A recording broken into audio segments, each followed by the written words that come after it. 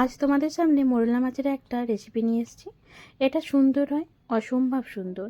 এটা যদি দুপুরবেলা পাতে থাকে তাহলে বেশ ভালো লাগবে। রেসিপিটা আজকে একটু অন্যরকমভাবে বানাবো। তো দেখতেই পাচ্ছ এটা নদীর মোরলা মাছ। মোরলা মাছগুলোকে কেটে ধুয়ে পরিষ্কার করে নিয়েছি। এবার লবণ আর হলুদ মাখিয়ে নেব। লবণ আর হলুদ দিয়ে মাছটাকে ম্যারিনেট করে নেব।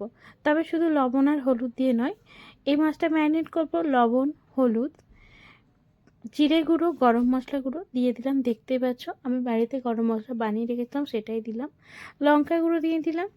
তারপরে এই মাছটায় ধনিয়া গুঁড়ো দিয়ে দিলাম। পরিমাণ মতো সব এই গুঁড়ো মশলাগুলো রেগুলার যেগুলো আমরা বাড়িতে রান্নার জন্য ব্যবহার করি সেগুলো সব কিছুই এর মধ্যে দিয়ে দেব। তারপরে বেশ কিছুটা সরিষার তেল দিয়ে দিলাম। কতগুলো চেরা কাঁচা লঙ্কা দিয়ে এই যে মাছটাকে খুব সুন্দরভাবে হাতের সাহায্যে মাখিয়ে নেব। এর মধ্যে একটু তোমরা চাইলে লেবুর রসও ব্যবহার করতে পারো, তাতে আঁশটে গন্ধটা অনেকটাই চলে যাবে। মাখানোর পর দেখতেই পাচ্ছ মাছটার কি কতটা সুন্দর লাগছে দেখতে। তারপরে দেখো কড়াতে তেল দিয়ে দিলাম। তেলটা দিয়ে নিয়েছি, তেলটা গরম হওয়ার অপেক্ষা করব।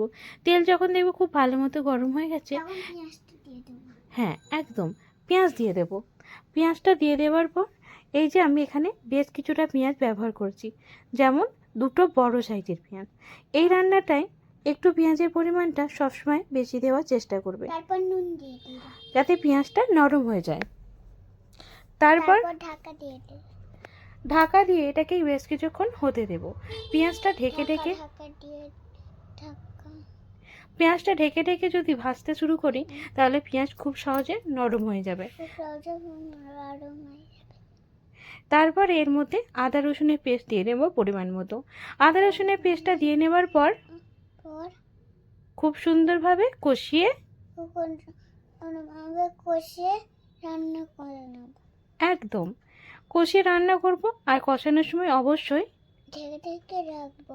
একবার তুলবো, একবার ঢাকবো, একবার তুলবো, একবার ঢাকবো। ঢেকে রান্না করে দিলেন। তারপর টমেটো দিয়ে দিল। টমেটোটা কুচিয়ে রেখেছিলাম একটা, সেটা দিয়ে দেওয়ার পর আবার এটাকে ঢেকে টমেটোটা নরম হতে সময় নিলাম। একদম। তারপরে বেশ কিছুক্ষণ ধরে এই টমেটোটাকে দিয়ে কষিয়ে নেব। টমেটোটা খুব সুন্দরভাবে যখন নরম হয়ে যাবে, খুন্তির সাহায্যে পেঁয়াজের সাথে এটাকে মিশিয়ে নেব। একদম। তারপরে এটাকে খুব সুন্দরভাবে কষিয়ে নিলাম। কষানো যখন দেখবো হয়ে গেছে, তেলটা খুব সুন্দরভাবে ছেড়ে দিয়েছে। মোরলা মাছ দিয়ে দিলাম। হ্যাঁ একদম।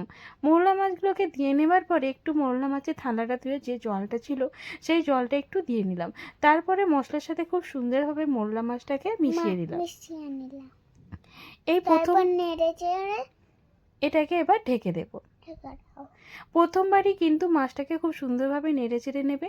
এরপরে কিন্তু আর নাড়াচাড়া যাবে না, কারণ এরপরে মাছটাকে খুব সাবধানে নাড়তে হবে তার জন্য। তারপরে দেখো একটু বেশ কিছুটা ধনেপাতা উপর দিয়ে ছড়িয়ে দিয়েছি। এবার মাছটাকে কিছুক্ষণ ধরে হতে দিয়েছি। মাছটাকে এইভাবে কিন্তু আলতো হাতে নেড়ে চেড়ে বেশ কিছুক্ষণ ধরে মানে কষিয়ে নেব। পুরো জলটা যখন শুকিয়ে যাবে সেই অপেক্ষা কিন্তু করবো।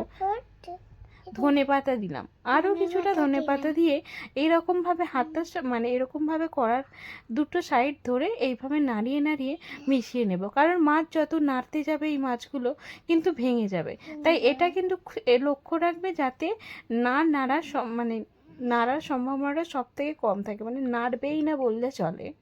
তো এইভাবে বেশ কিছুক্ষণ ধরে কষিয়ে নেব। তেল দেখো ছেড়ে এসছে। এবার আলতো হাতে বেশ এবার উল্টে পাল্টে দেবো। দিয়ে দেখো বেশ এইভাবেই কষিয়ে নেব পুরো মাছটাকে। কষিয়ে রান্না হয়ে এসছে আমার পুরো।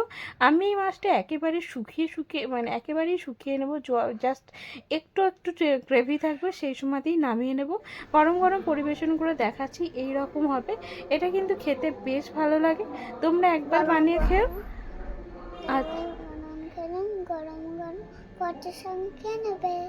ধন্যবাদ।